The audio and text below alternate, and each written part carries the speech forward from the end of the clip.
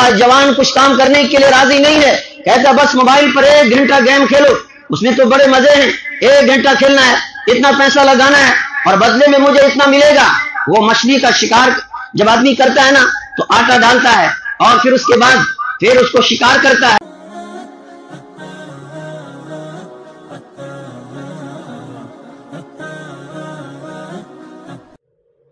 دور جاہلیت کے اوپر جب انسان نظر دوڑاتا ہے تو اس معاشرے کے اندر یہ چیزیں بالکل عام تھی۔ عربوں کی گٹھی کے اندر ایک تو نشہ شراب ان کی گٹھی کے اندر بھرا ہوا تھا، اور اس طریقے سے یہ جوا یہ سٹا یہ بھی ان کی گٹھی کے اندر بھرا ہوا تھا۔ اور پھر جب وہ جوا کھیلتے تھے ہارتے تھے اور پھر اس کے لیے وہ اپنی عزتیں داؤ پہ لگاتے تھے، اس کے لیے وہ اپنی ماں بہن کی عزت کو داؤ پہ لگاتے تھے، اپنا مال بھی برباد کرتے تھے، اپنا سب کچھ تباہ و برباد کرتے تھے۔ اور پھر نتیجہ کیا نکلتا ہے کہ جب انسان ہارتا جاتا قرضے کے اندر ڈوبتا ہے اور پھر آخر میں جب اس کو باہر نکلنے کا کوئی بھی راستہ نظر نہیں آتا ہے تو پھر انسان خودکشی کر لیتا ہے اور اپنی جان سے بھی ہاتھ دھو بیٹھتا ہے۔ آپ موجودہ معاشرے پہ نظر ڈالیں، آج کا جوان بھی ان 2 کاموں کے اندر مبتلا ہے، یا تو وہ نشے کے اندر پڑا ہوا ہے اور یا پھر جوئے میں اور سٹے میں لگا ہوا ہے۔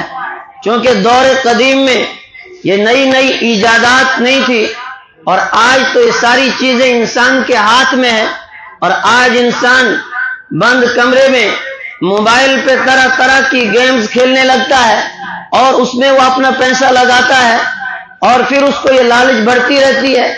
کہ مجھے اس کے بدلے میں اتنا پیسہ ملے گا، اور وہ راتوں رات کروڑ پتی بننے کا سپنا دیکھتا ہے۔ اور ایک نہیں سینکڑوں واقعات اس ریاست جموں کشمیر کے اندر بھی ایسے پیش آئے کہ جہاں بیٹے نے ماں باپ کو مکان تک بکوا دیا، ساری زمین و جائیداد بکوا دی، ان کے اکاؤنٹ تک خالی کروائے، ایک لمحے میں ایک نہیں لاکھوں روپے وہ گیم پر ہار گیا، اور پھر نتیجہ یہ نکلا یا تو اس نے خودکشی کر لی اور یا پھر وہ پاگل ہو گیا یا وہ ڈپریشن میں چلا گیا۔ میرے ایمانی بھائیو،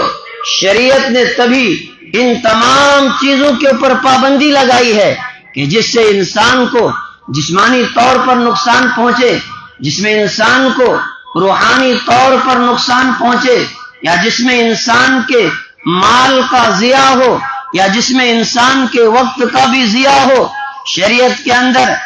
ان گیموں کو کھیلنے کی اجازت دی گئی۔ فرمایا جس میں کوئی خلاف شرع کام کا ارتکاب وہ آدمی نہ کرتا ہو اور بذات خود وہ کھیل کھیلنا جائز ہو، اور اگر کوئی گیم ایسا ہے کہ جس میں خلاف شریعت کسی کام کے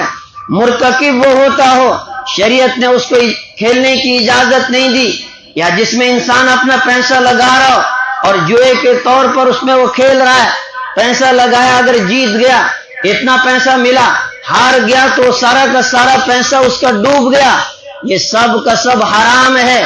ہارا وہ حرام، جو مال اس نے وہاں سے کمایا وہ بھی حرام ہے۔ آج جوان کچھ کام کرنے کے لیے راضی نہیں ہے، کہتا بس موبائل پر 1 گھنٹہ گیم کھیلو، اس میں تو بڑے مزے ہیں، 1 گھنٹہ کھیلنا ہے، اتنا پیسہ لگانا ہے اور بدلے میں مجھے اتنا ملے گا۔ وہ مچھلی کا شکار جب آدمی کرتا ہے نا تو آٹا ڈالتا ہے اور پھر اس کے بعد پھر اس کو شکار کرتا ہے۔ یہی کچھ آج موبائل کے اوپر اور آن لائن جو فراڈ چل رہے ہیں وہ یہی ہوتا ہے کہ جوان کو پہلے لالچ دی جاتی ہے، وہ کچھ پیسہ لگاتا ہے، واپس اس کو کچھ پیسے آ جاتے ہیں، پھر وہ اور زیادہ لگاتا ہے اور زیادہ لگاتا ہے، جب وہ بڑی رقم لگا دیتا اس کے بعد وہ ساری سائڈیں غائب ہو جاتی ہیں اور پھر اس کے بعد اس کا سارا کا سارا پیسہ ڈوب جاتا ہے، اپنا بھی نقصان کر لیا، اپنے ماں باپ کا بھی نقصان کر لیا،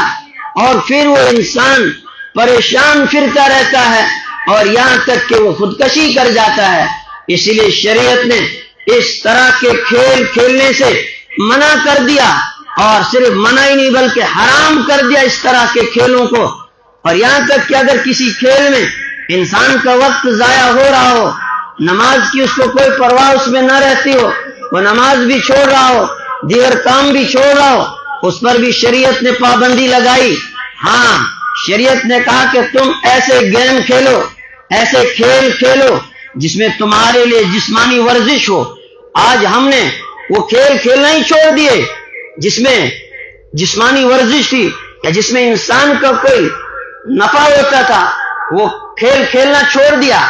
آج تیرنا کوئی نہیں سیکھ رہا ہے، آج تیراکی، آج میں تیر اندازی ہم نہیں سیکھ رہے، آج گھڑ سواری کوئی سیکھنے کے لیے تیار نہیں، یا وہ تمام کھیل جن کھیلوں کے اندر آدمی کے لیے جسمانی ورزش ہوتی تھی، ان تمام کاموں کو چھوڑ دیا